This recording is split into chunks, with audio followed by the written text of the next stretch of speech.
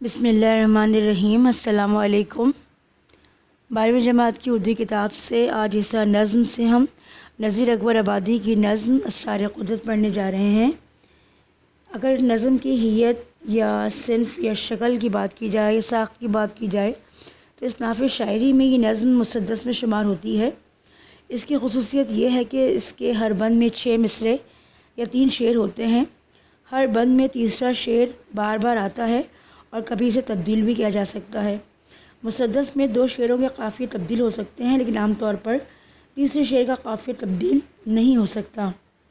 اس نظم کے شاعر ہیں نذیر اکبر آبادی۔ نذیر اکبر آبادی کا نام ولی محمد اور تخلص نذیر تھا۔ اس شخصیت کی تعمیر میں فطرت کے مطالعے نے بڑا مؤثر کردار ادا کیا۔ ابتدائی دور میں انہوں نے ہر سوسائٹی کو بڑے قریب سے دیکھا اور اس کے بعد جب خوشحالی رخصت ہو گئی تو بے حد سنجیدہ اور شائستہ مزاج ہوئے، اور اس کے بعد انہوں نے سب سے زیادہ شاعری کے لیے جو راہ منتخب کی وہ بالکل علیحدہ تھی۔ اس میں تصنع اور بناوٹ بالکل بھی نہیں تھا۔ وہ جو دیکھتے تھے اس کا اثر قبول کرتے تھے اور اپنے تاثرات کو اشعار کے سانچے میں ڈھال دیتے تھے۔ اس لیے انہیں اپنے دور کا عظیم عوامی شاعر کہا گیا، اور موجودہ دور کے تمام نقادوں نے ان کی عوامی شاعری کی عظمت کا اعتراف کرتے ہوئے انہیں جدید عوامی شاعری کا بانی بھی جو ہے وہ تسلیم کیا ہے۔ بند نمبر 1 میں شاعر نے یہ بات بیان کی ہے کہ اس دنیا کا جو حال ہے وہ بڑا عجب ہے۔ یہاں بڑے بڑے لوگ ہیں، کچھ عالم ہیں، کچھ فاضل ہیں، کچھ مولوی ہیں، کچھ پنڈت ہیں، کچھ حکیم ہیں اور کچھ ہندسے کے ماہر بھی ہیں۔ کسی کو ماہر نجوم اور کوئی ماہر علم جو ہے وہ ہونے کا دعویٰ کرتا ہے۔ غرض یہ کہ بڑے بڑے ماہرین فن موجود ہیں اور اپنے کارناموں پر فخر کرتے ہوئے نظر آتے ہیں، مگر حقیقت حال یہ ہے کہ ان سب کے پاس صرف ہیلے اور بہانے ہیں۔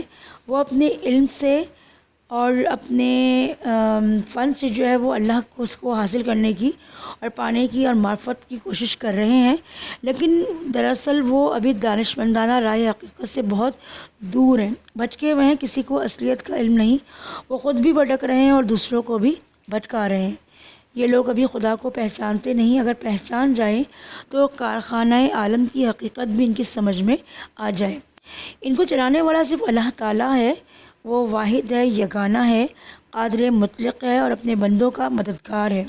کوئی بھی اس کا مقابلہ نہیں کر سکتا اور نہ ہی اس کی حیثیت اور قدر و قیمت میں کسی کے ماننے یا نہ ماننے سے نہ کمی آ سکتی ہے اور نہ ہی اسے کوئی فرق پڑتا ہے۔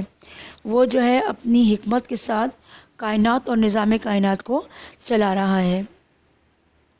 بند نمبر 2 میں شاعر نے اللہ تعالیٰ کی عظیم قدرت، عظمت اور کاریگری کا نہ صرف یہ کہ اعتراف کیا ہے بلکہ اندازہ لگانے کی کوشش بھی کی ہے، اور اس بات کو بیان کیا ہے کہ اگر ذرا آسمان کی طرف نظر اٹھا کر دیکھی جائے اور غور کیا جائے تو پتہ چلے کہ یہ ہوا کے اوپر ایک خیمہ ہے جو بغیر کسی کھونٹی کے ہے اور اسے میخوں سے ٹھوکا گیا ہے، نہ سلاخوں سے گاڑا گیا ہے، نہ رسیوں سے باندھا گیا ہے، نہ انہیں لکڑیوں اور لٹھوں پر کھڑا کیا گیا ہے، بلکہ حقیقت یہ ہے کہ بالکل ادھر کھڑا ہے، یعنی اسے کسی چیز یا سہارے کی کوئی بھی ضرورت نہیں ہے۔ چاند پر نظر ڈالیں، سورج پر نظر ڈالیں تو یہ سب بغیر سہارے کے آسمان پر ٹکے ہوئے ہیں۔ کسی کو آج تک یہ نہیں پتہ چلا کہ یہ کب بنایا گیا اور کس چیز کا بنایا گیا۔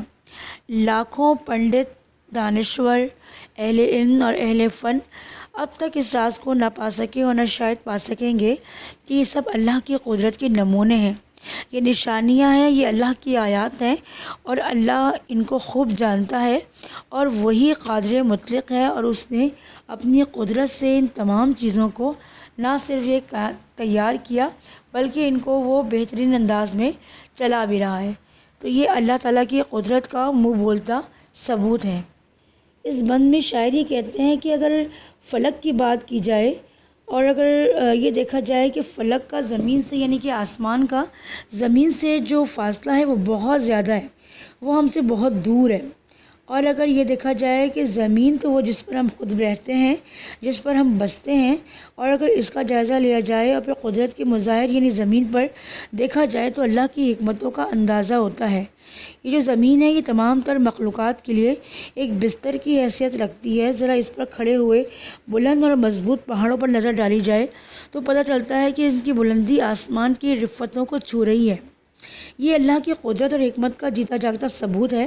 اور پھر یہ زمین جسے ہزاروں حکمتوں کا ایک بچھونا کہا جاتا ہے، وہ پانی کے اوپر قائم ہے، اور کس خوبصورتی سے اللہ تعالیٰ نے اس پوری کائنات میں ان کا جال بچھایا ہوا ہے۔ کیا یہ حیرت انگیز بات نہیں ہے جو شاعر نے کہی ہے؟ کیونکہ زمین کے نیچے پانی ہی پانی ہے۔ اس پر زمین اللہ کی قدرت سے قائم ہے۔ اللہ کی قدرت اور حکمت کے بھیدوں کو کوئی نہیں سمجھ سکتا۔ ہزاروں دانشوروں نے تحقیق کی، خاک چھانی، دراصل یہ سب بھٹک رہے ہیں۔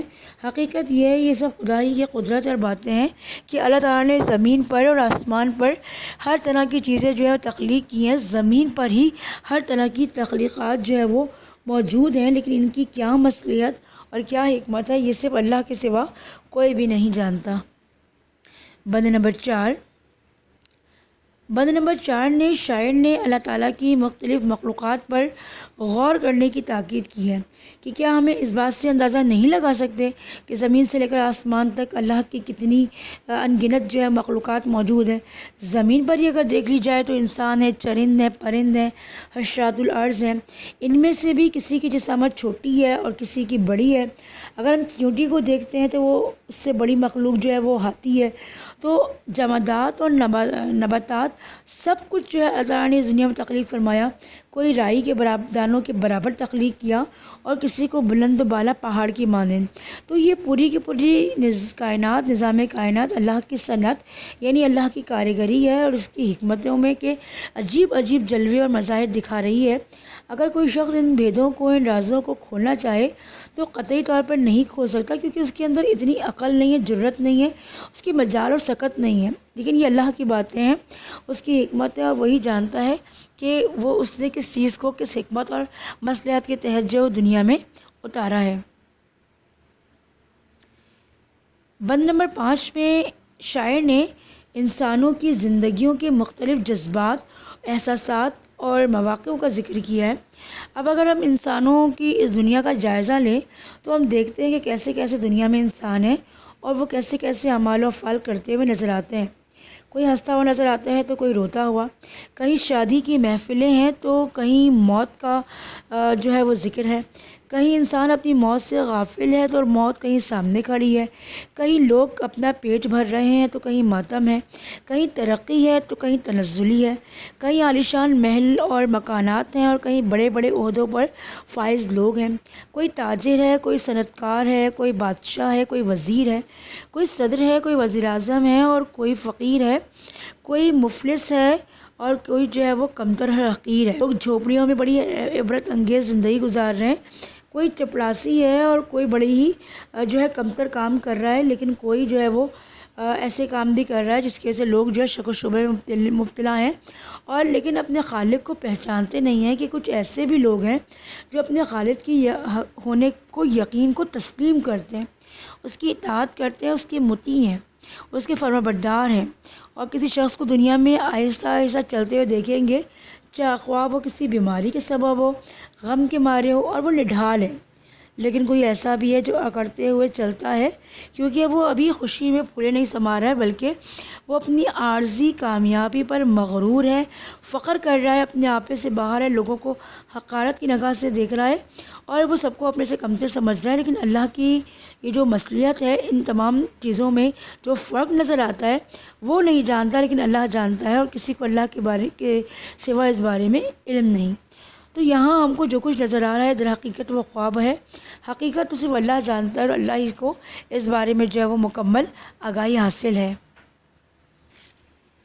اب اگر بات کی جائے اس نظم کے مرکزی خیال کی، تو یہاں پر شاعر نے اس نظم میں اللہ تبارک و تعالیٰ کی قدرت، عظمت اور اس کی حکمت کے راز اپنے منفرد انداز میں بڑے مؤثر طریقے سے کھولیں، اور یہ ثابت کیا کہ اللہ تعالیٰ بڑے قادر مطلق ہیں، وہ حکیم بھی ہیں۔ انہوں نے ایسی ایسی چیزیں کائنات میں تخلیق فرمائی ہیں کہ انہیں دیکھ کر انسان کی عقل حیرت میں پڑ جاتی ہے۔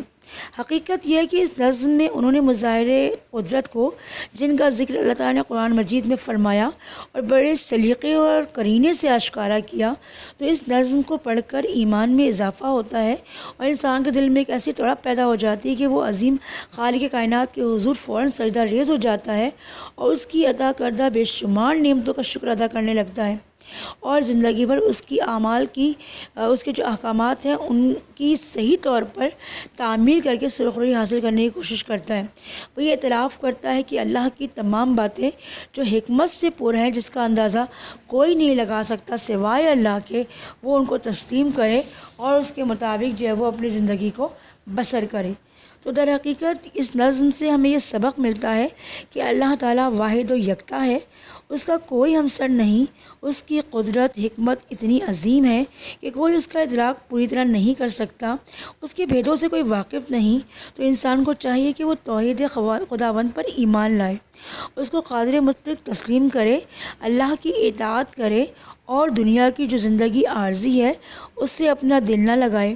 اور اس کے بعد یہاں پر جو اللہ نے دنیا کے عجیب و غریب نقشے تخلیق فرمائے ہیں جو عبرت کا نشان بھی ہیں، تو ان کو دیکھتے ہوئے اللہ کی مرضی کے مطابق اپنا رستہ متعین کرتے ہوئے اپنی زندگی کو گزارے۔